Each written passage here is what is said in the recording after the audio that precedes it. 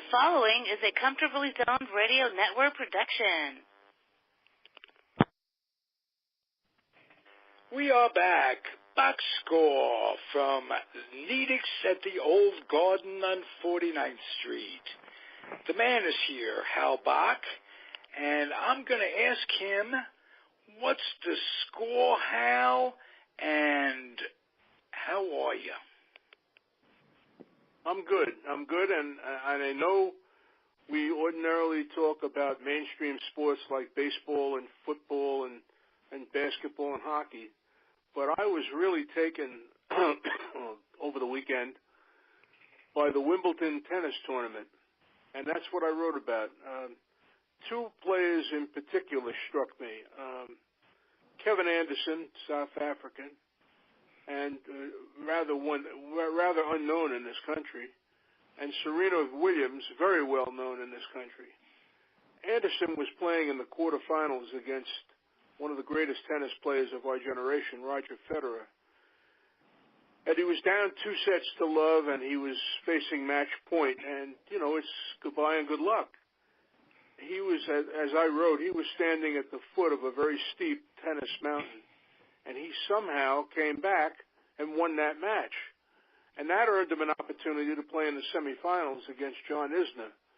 And they played, and they played, and they played. They played for over 6 hours before Anderson survived that match to make it to the finals. Now, he lost the finals, but the tennis that he played in those consecutive matches was striking and remarkable, and I think it marks him as a great player for the U.S. Open in August and September here in New York. The other player that struck me was the great Serena Williams. Serena, as we all know, became pregnant, had a baby 9-10 months ago. Very difficult pregnancy. She developed blood clots. She had 4 surgeries, and people kind of wrote her off because tennis is a kind of sport of what have you done for me lately. So her ranking dropped way down into the triple digits. In the French Open, she lost early, and she was not considered to be any kind of a threat at Wimbledon, and she somehow reached the final at Wimbledon. 9-10 months after giving birth and facing really difficult health problems, and somehow reached back and reached the finals of the Wimbledon tennis tournament. Now, she lost just like Kevin Anderson lost, but that's not the point. The point is the courage, the guile, the gumption, the guts that those two players displayed in the fortnight at the All England Club, to me, was just remarkable and every bit as dramatic as anything you see in the mainstream sports. So that's what I thought about this week, and that's what I wrote about this week, and I'm happy to discuss it with you guys. Hal? Hey, let me introduce the panel because I'm so remiss in doing that week after week. I gave myself a good talking to. David Hubler is here. Hello? Al Blumkin is here. Hi, everyone. And George Case III. Okay, Hal? Hi, everybody. Hal, can I... I'm Ralph Pecco, Comfortably Zoned Radio Network, and I have a question for all of you guys, starting with Hal. Were you tennis fans at all over the years? Or I've been, yeah. Something you tune into for the big tournaments? I turn in for the big tournament, but if there's something else, some other tournament is compelling, I'll watch it. And I've been following it basically since the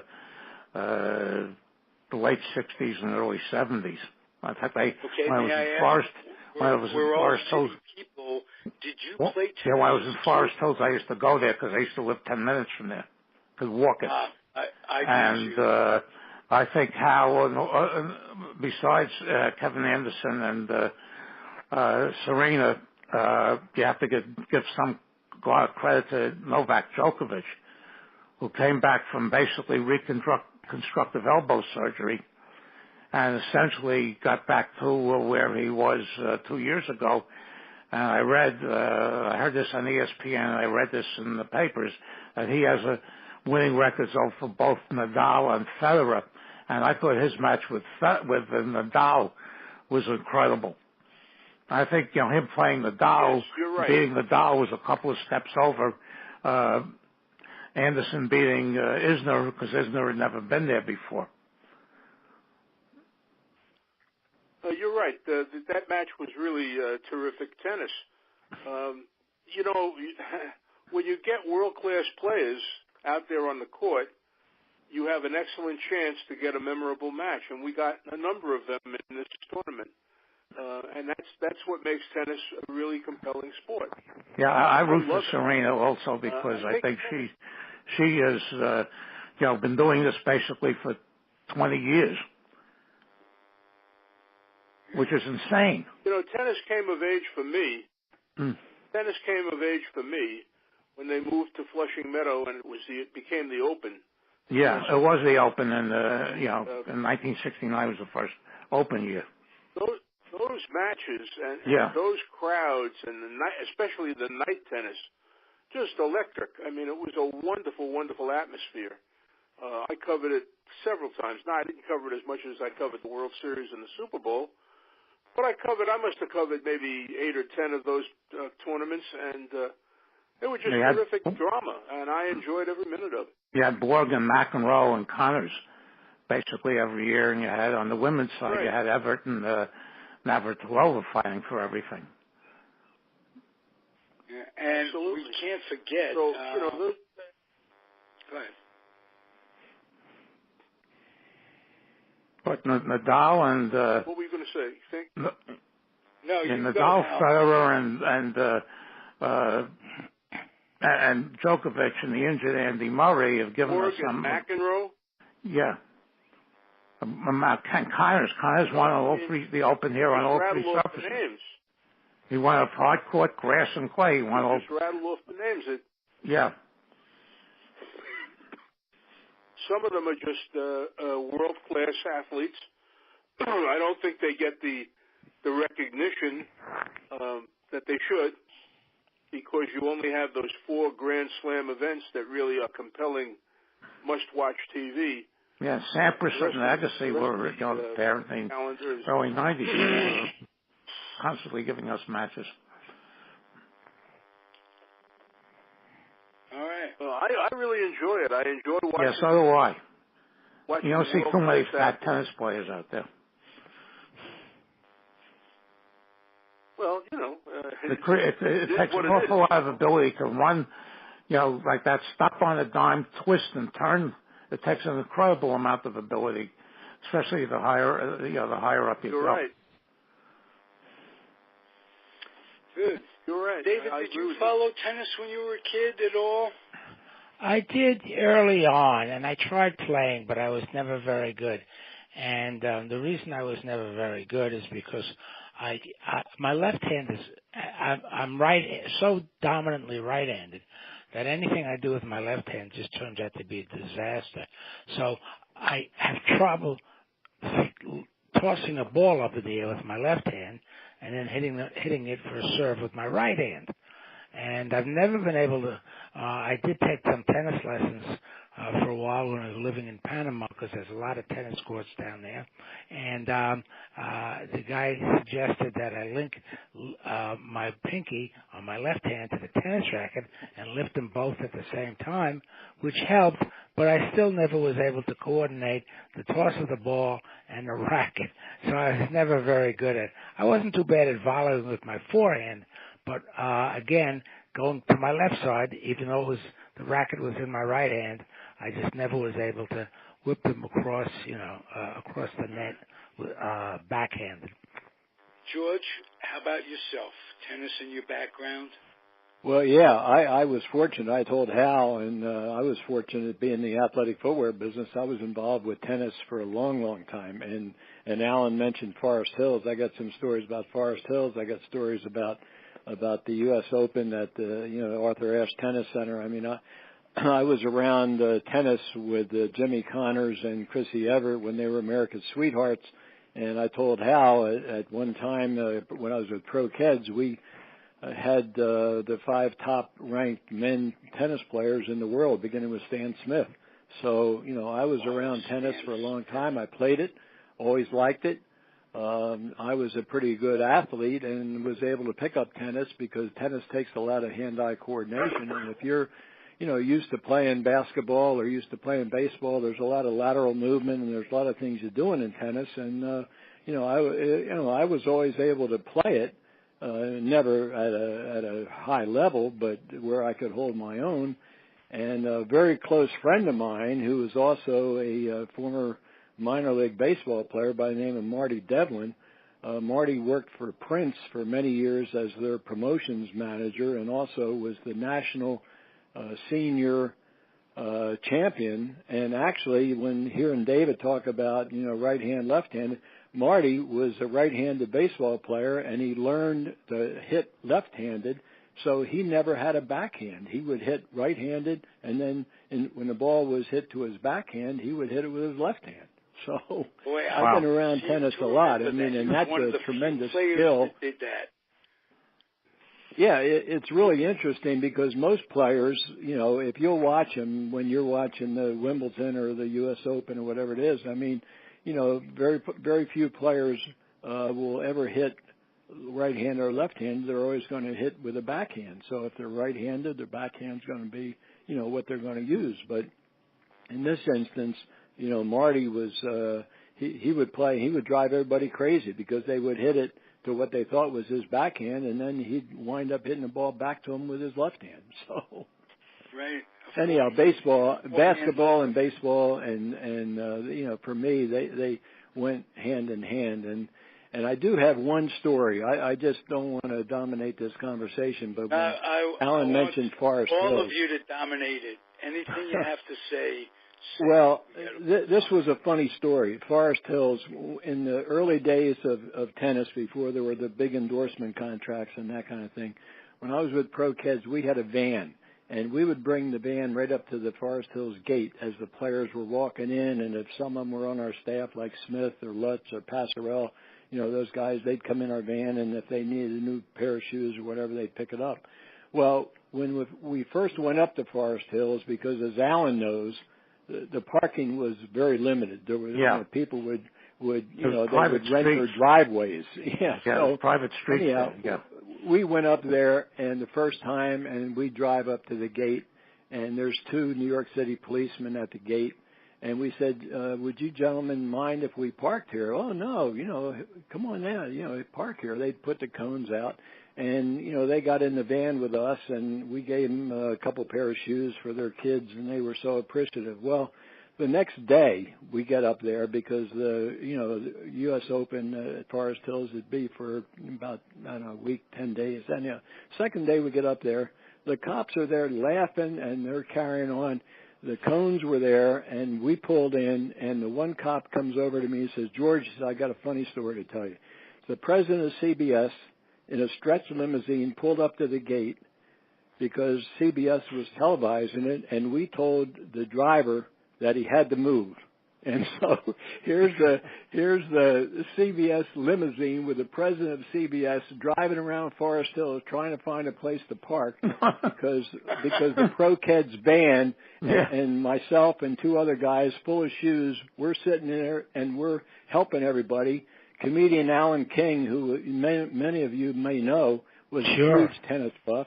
He comes walking by. He says, hey, Pro Kids, he said, you guys, you got Smith and Lutz and Pat. We said, sure, Alan, we do. He said, why don't you come on in? We'll give you a pair of shoes. So he climbs in the van with us, and he's sitting telling us funny stories. I mean, we had the best time. And there again, this was when, tennis was in its infancy as far as the popularity of the sport, and there was no big money involved. I mean, they got paid well, but nothing like it is today. But anyhow, that was my tennis Forest Hills story. I wanted to share with all you guys. That's terrific. May I ask you, were you ever involved in team tennis, the Billie Jean King, New York Apples? Well, I wasn't involved in it per se. I mean, I knew about it, Ralph, and team tennis was, an exercise they tried. I think it's been fairly successful, but I know Billie Jean, she was very much involved in it. And the one thing I remember about Billie Jean was the fact that she had that famous match with Bobby Riggs. And sure. that was hyped, and it was really crazy. I mean, it was funny. And I had met Riggs and I had met Billie Jean, and they carried Billie Jean in onto the tournament with a queen's chair or something like that. I mean, it was really funny because the two of them were there to promote tennis. And, Billie Jean winds up winning. Riggs was way past his prime, but Billie Jean was, she was instrumental in team tennis and really, the popularity of the sport in this country, really could be traced back to Billie Jean King. And Althea Gibson. Don't forget Althea Gibson. She was Althea Gibson was before Billie Jean, and Althea Gibson, you're right, David. I mean, she was the first African-American tennis player, and then, Arthur Ashe followed her, but Althea Gibson was a great talent, and, that really was in the infancy of tennis when you had, players like Don Budge and those kind of players that played back in the 30s and 40s.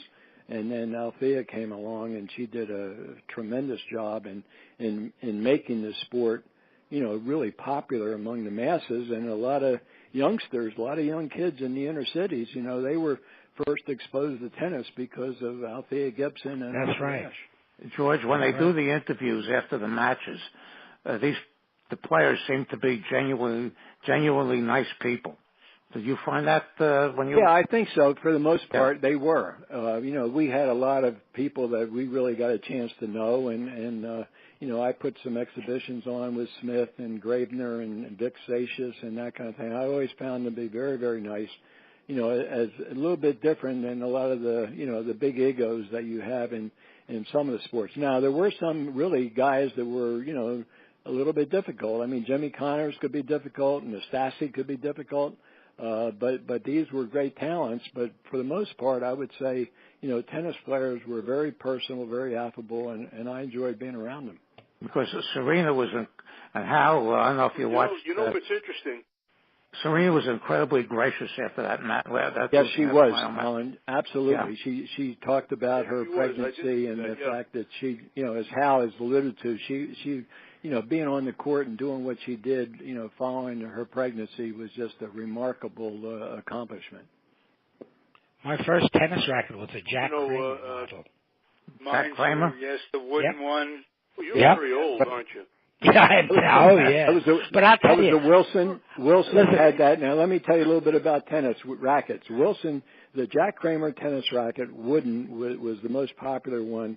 Then in the early 60s, Wilson came up with the idea of using Jimmy Connors with what they call the T2000, which was the first metal racket. And it was trampoline strung. And that revolutionized the game completely because the players had always been playing with the wooden rackets, and now they played with that metal racket with the trampoline stringing, which then led to the oversized heads, Prince, and all the companies. And so you now have tennis being played by just about everybody with oversized rackets rather than the standard, what had been for decades, just the standard size, tennis racket. Yeah, it was sort of the equivalent of going from a wooden baseball bat to the aluminum bats, and change the trajectory and the velocity of the ball. Right. Thank God there was no ping. Yeah, I know. I can't watch college baseball because I can't stand the aluminum bats. But before 1969, before they opened the 4 big tournaments up to pros, I mean, the pros basically were in a netherworld. Pancho Gonzalez and Jack Kramer and all the Australians at the time, Hode and Emerson, Rosewall, those people will play the basic obscurity, for making peanuts all those years. I got to say this. I got to interrupt. Tennis has had the reputation, much like golf, of being a country club sport. Very sedate, very proper. White linen. Yeah. Right. Yeah, exactly. And then along came Jimmy Connors and along came John McEnroe. And they revolutionized the behavior of tennis players on the court. and also Ili Nastasi also, carrying on the court, yelling at the referee, just being generally in bad behavior. And that revolutionized the sport in terms of following. Fans got more involved. It was not one of these sedate, polite crumpets and tea kind of deal. It became hot dogs and beer because of those three guys. They had especially McEnroe and Nastasi, Connors I think to a lesser extent, but they revolutionized the game in terms of fan involvement and fan excitement. And boy, I'll tell you, courts at Flushing Meadow, especially at the night matches, when those guys were out there, it was unbelievable. It was electric, and that created a lot of the excitement of the game, of the sport. So you have you're absolutely correct, Hal. I can remember going and I saw the contrast between going to Forest Hills, which was really a country club atmosphere, to the tennis center at Flushing, and guys playing at night, and the fans screaming and hollering, and you got McEnroe screaming at the umpire and Nastasi going crazy. I mean, it revolutionized the game, where the game had been very sedate, very quiet. Players always wore all white, and then I think it was Borg or somebody came along, and all of a sudden they start doing colors, and they're doing a lot of different things. But the fact is that the Open, when they had it at Flushing Meadows and they had those night matches, Hal, I agree with you. It was electric, and no longer did fans just sit there and applaud, politely. They started screaming just like the players were screaming. So how do you think McEnroe and Nastasi and Connors would have acted now with the replay? Yeah. Right. Well, that would be interesting. Knowing, I think, as a matter of fact, I think I've seen some commercials that McEnroe has been doing, and part of it is part of the replay or whatever. But he's still screaming at the referee. He's doing all that crazy stuff. But he's very, as a commentator, he's very, very insightful. Yeah. And Chris Evert, I think, is tremendous with what she does the women's matches. Right. Yeah. Hey, may I interject something? The Billie Jean King Riggs match transcended tennis, and it was really instrumental in the women's movement and for equality and what have you.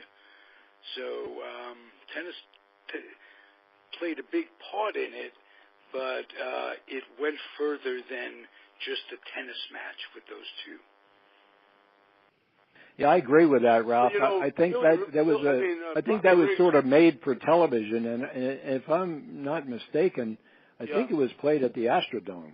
Yeah, and you're right. They brought, like I say, they brought Billie Jean in on a queen's chair, and they did all this kind of stuff. I mean, it was a made for television event, but it certainly did boost the popularity of tennis and the women's movement in particular. During that time, it was incredible. I don't know what the ratings were, but I think they had to be through the roof because everybody, wanted to watch, Billie Jean and Bobby Riggs in this match. And it upped the ante for what the women were playing Bobby for. Riggs was a hustler. Yes. Yeah. He was on an Odd Couple episodes, where he hustles Jack Klugman show during the whole half an hour with the point where Klugman loses Randall to Bobby Riggs. Well, I'll tell you a story about tennis that predates all of these names you've mentioned. I don't know if anybody's ever been to a royal tennis match, but when I lived in England, my boss lived in an old English manor house that had an indoor royal tennis court. And there aren't many left in Britain. I saw one recently on a movie, and I can't remember what the movie was, but royal tennis dates back to Henry VIII, and it's played indoors on a court the way you would play racquetball today, only the ends of the tennis net were curved upward. and you could hit it off the walls. It was very popular in Henry VIII's day, they go back to like 15-something. And as I said, there's only about a handful of them left in Britain. I've been to one of them. I've seen one, and some people call it real tennis, but the actual name was Royal Tennis because of Henry VIII's a relationship to the game. So it's really quite an interesting history, of course, and there are no really well-known plays from that era. But it's sort of the origins of tennis. You know what, David? That's something I never heard of. I never heard of that game. Yeah. And it just, makes me curious because, golf has always been thought of as, playing at St. Andrews in Scotland and so forth. But, it could be that this Royal Tennis certainly predated, golf. And maybe the sport was first played in England. I mean, I to be honest with you, I never heard of it. And I really appreciate you mentioning that because it's got to be very interesting to have seen, where it was really played. Yeah, and I think, as far as I'm concerned, it probably was one of the first real sports that was created. Because when you think about it, I mean, just about everything else came along a lot later. It was played, as I said, it was played indoors, probably because the weather was pretty bad a good portion of the year. And, Henry could get into the court, wouldn't take too much effort. And like I said, the wealthy landowners, like at the Manor House, it was called the Dower House actually, because it was on the property of the Manor House, where my boss lived. And it was a sport solely for the wealthy and the landed aristocracy. So it's not very well known in this country, but do people play the game with those rules on those courts? I think they do. There aren't too many of them, but I think they still do play. Like I said, there aren't too many courts left in Britain. There are some people who think listen to this that think all of us are old enough to have seen it when Henry VIII played. Well, yeah, I dated Anne Boleyn for a while, but I lost that to Henry. Which of his many wives did he take to the bench? The old saying, divorce beheaded,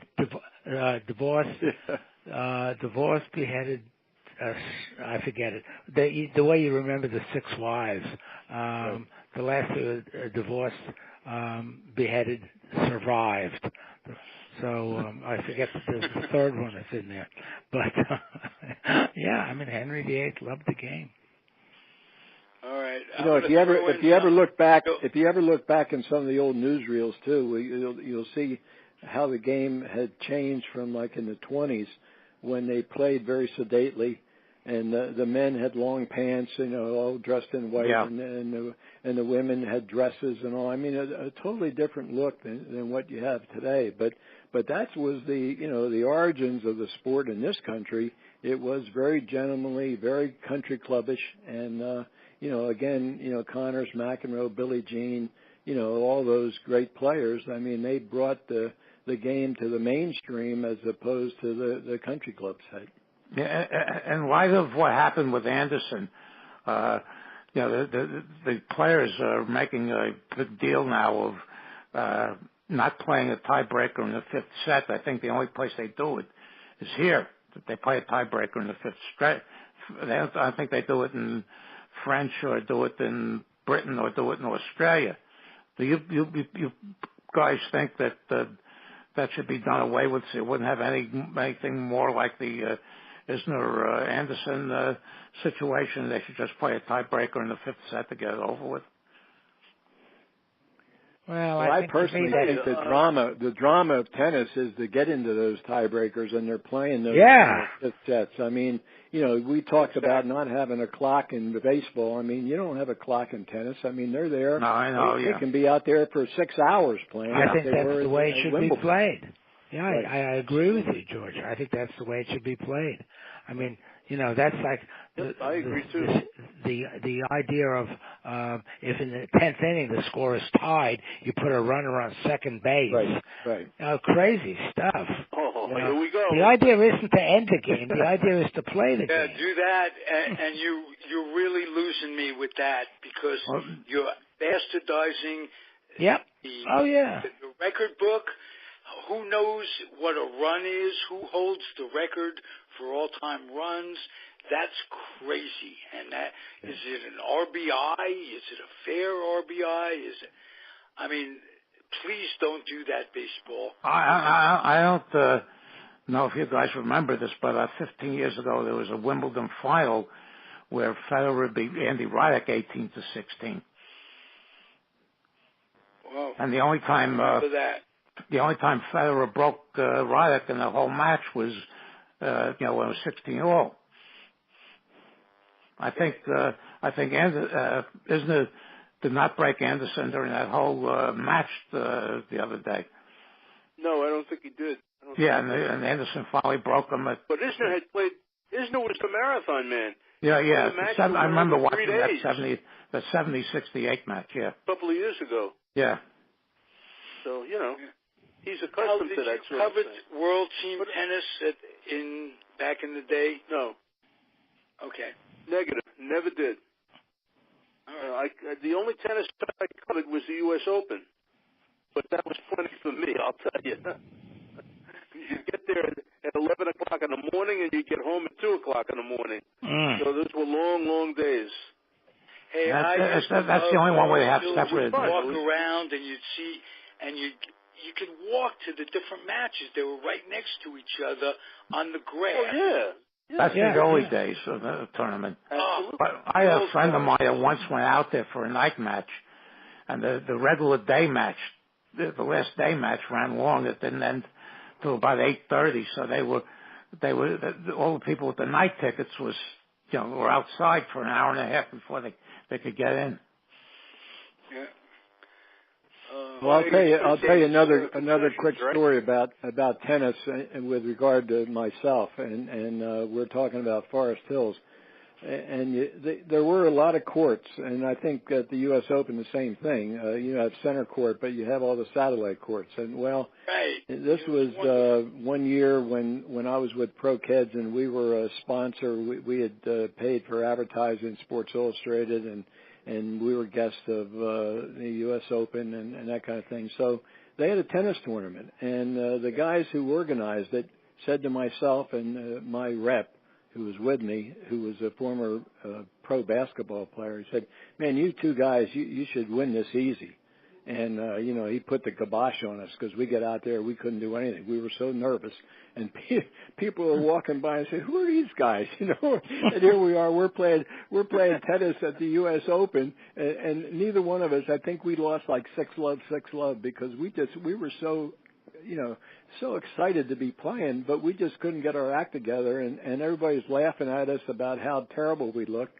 And yet probably the next day, if nobody was watching, we might have done a good job. But, with people walking by, so you can really appreciate, what the tennis players are going through when they're out there, whether it be at center court or whether the other major courts, and they're playing in front of thousands of people, and people are hollering at them, yelling at them, and that kind of thing. It takes a lot as a tennis player. Believe me, it's an individual sport. They're out there. I don't really talk about doubles. I'm talking about the singles matches because they're out there playing. And they're playing themselves. I mean, if they make a mistake, everybody sees it. If they hit a bad shot or they have a forced error, everybody sees it. And, there's no way to hide when you're playing tennis because you're out there, in front of everybody. That's one of the differences between a pro. I mean, a pro can handle that kind of pressure. And whereas the amateur, the ordinary golfer or tennis player, I know I've never hit a good golf shot when anybody's watching me. So you're not the only, David, you're not the only one. One of the things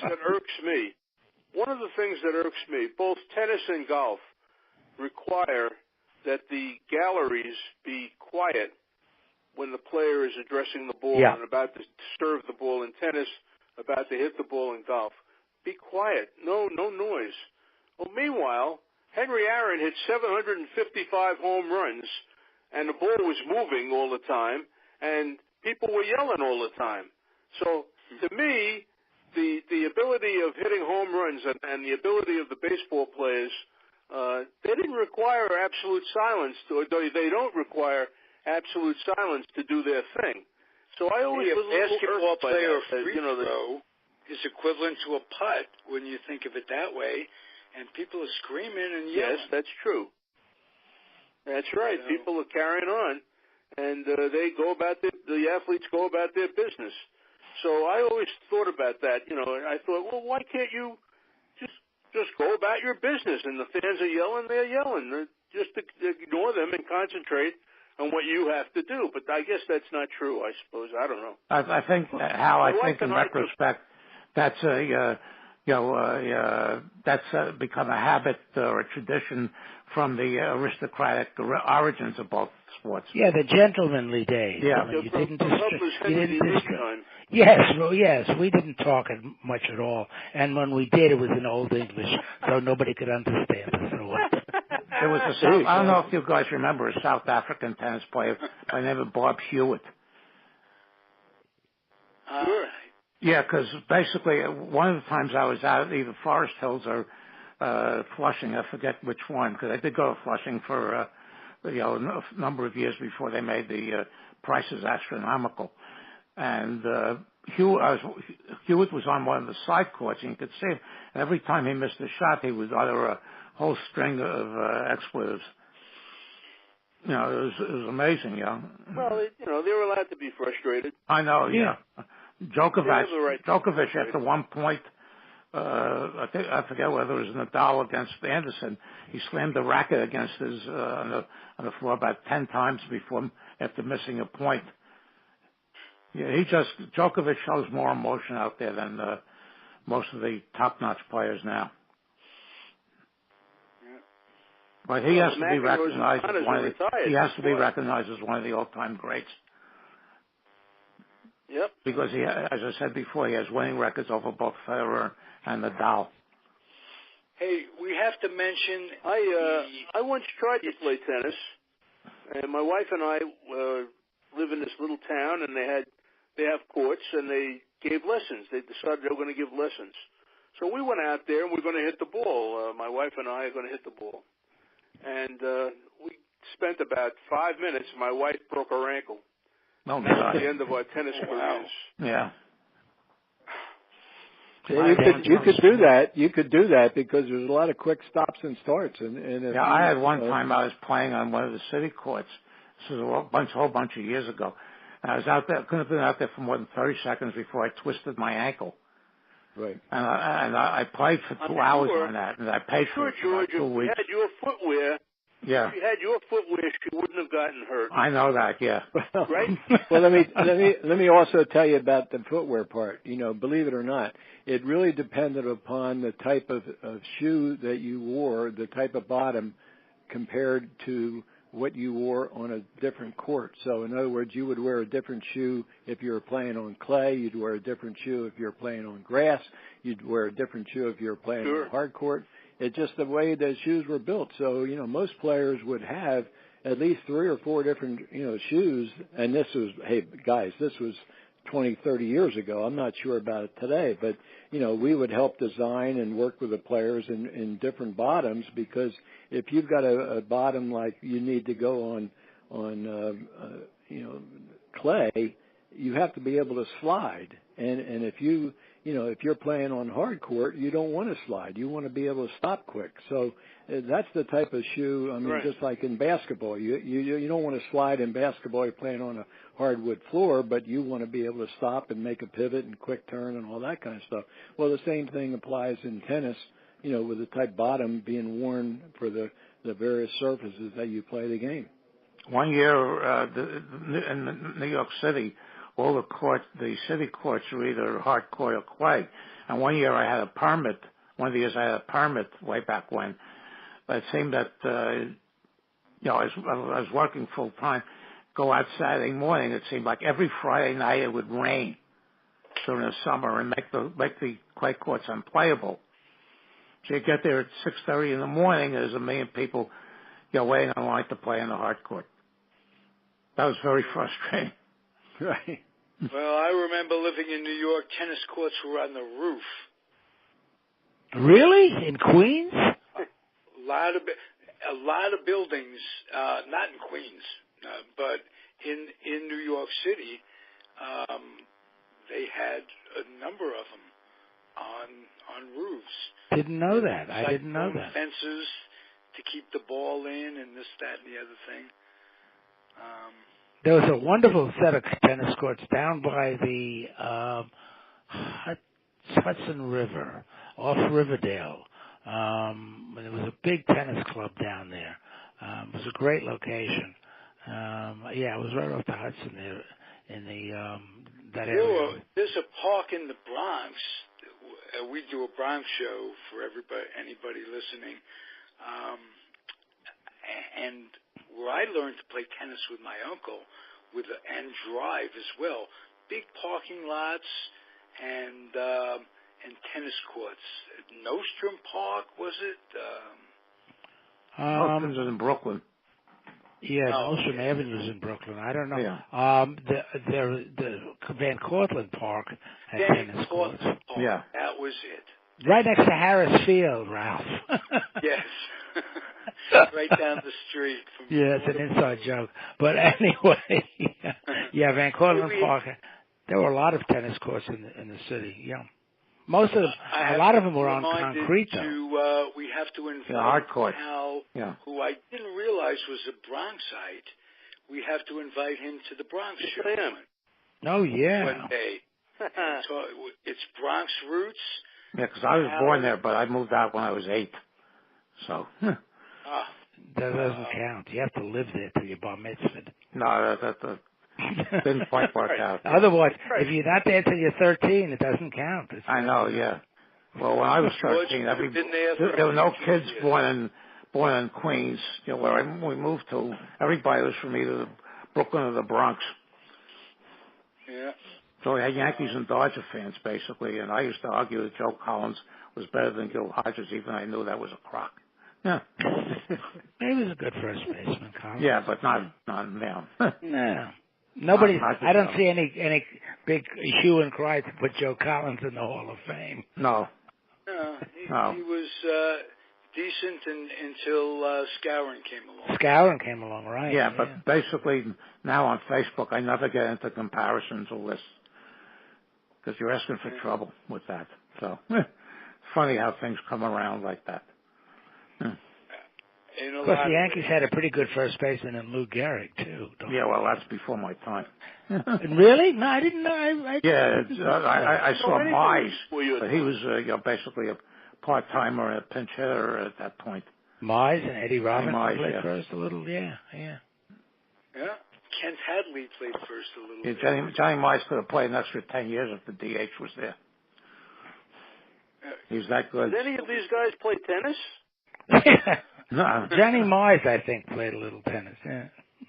No, I'll tell you who did play tennis, and we had him on our show a couple of weeks ago. Who's that? Yeah, well, Ted Williams. Ted Williams played a lot of tennis. Russ White, who covered Ted when he was writing for the Senators, said Ted was a heck of a tennis player, and Ted had that natural stroke. Well, he had the hand-eye coordination. The hand-eye coordination very important in tennis. Yeah, he was. And if you've got good hand-eye coordination in baseball, it really carries over to tennis. And quick hands. Hank Greenberg is an old man. Played tennis up in the Catskills. Oh yeah, Hank Greenberg. Won tournaments up there. Yeah. So. And Kiner was married to a tennis player. Yeah. His first that's wife. True. Yeah. Nancy Chaffee. Yeah. Right. So I think quite a few baseball players could play it pretty well because both require very good hand-eye coordination. Yeah, well, they're fine athletes. They do, and you know what else they do? If you're a ball player, you play the baseline. You know, you're not running up there as you get older, you know, at the net and that kind of stuff. But if you've got good hand-eye coordination and power and strength, you know, you can play the baseline. Now, talking about a player that played the baseline was really Chrissy Everett. She was masterful at playing the baseline. She did not really charge the net. Where some players, as they're younger, they will, you know, charge the net and that kind of thing. But baseball players, you're talking about Greenberg or Ted Williams or any of these kind of guys, they probably were very good just, you know, standing back on the baseline and hitting shots and doing well where they didn't have to run that much. If somebody at one of these Facebook sites, someone put a picture of Martina Navratilova and said the greatest female player ever. And I just let that go because, you start comparisons, you'll never hear the end of it. So even though I say Serena's the best ever. Serena's definitely. I don't even think it's close because nobody has done this for 20 years. It's insane. Oh. And hey, before I forget, Hal, somewhere down the road, please write a column about our New York baseball Giants so we can talk about it on this year's show. Brings a tear to my eye, Ralph. I know. You know, you and I, of all the people on this network, all the people I talk to on Facebook, we're the only ones that remember the Giants with as much passion as Dodger fans. No, I remember the Giants very well because I used to root for them against the Dodgers all the time. Yeah, when I was a kid, any team that beat the Dodgers was on my. You know that there's an organization called the New York Giants Historical Preservation Society, and they just lost the president. I can't think of his name. Rest his soul. He passed away. I think he's one of the founders of that organization. Yeah, I'm on a couple of Giants pages on Facebook. Yeah. And I contribute. What were you going to say, Hal? Well, no, I was going to say that this organization is very active, and I know they were meeting. I don't know if they still are, but they were meeting each month down at a bookstore in Greenwich Village called Bergino's, which is it's a treasure chest for baseball fans. It's a bookstore, but it's got uniforms and it's got memorabilia and it's got scorecards and it's got all kinds of stuff. And the Historical Society used to meet there. Where is it in the village? It's on 11th Street off Broadway. Oh, it's on 11th Street, maybe off 11th? Broadway. Yeah, I used to go there before. Yes, that's right. Yeah, before I couldn't go physically anymore. It's very small. When they had authors, you had to get there very early. But it's got all kinds of stuff. Yeah, you have to get there very early. I've met the owner of that a few times. I met him when we had the Sabre conference here last year. Jay Goldberg. Jay Goldberg, yeah. That's his name, Jay Goldberg. Yeah. Yeah. I've done a couple of presentations there with my books, so he's been very nice to me. Very nice to me. But he's a good guy. He's a good guy. They may not be open, as they were all the time. They may just be doing it by appointment now, I think. I'm not sure. Yeah, I don't know. Yeah. All you have to do is Google it, and you find out. Yeah, I know. That's why I find out a lot of things is by Google. Okay. Hey, guys, as usual, a terrific show. Thank you, Al Blumpkin. You're welcome. David Hubler. Thank you, George Case III. You're welcome. My pleasure. And, wow, George, a wealth of tennis information from you this evening, my friend. Well, I appreciate that. That was my athletic footwear background. So. Oh, remind me who the basketball player. He was played with the Knicks a little bit on your staff.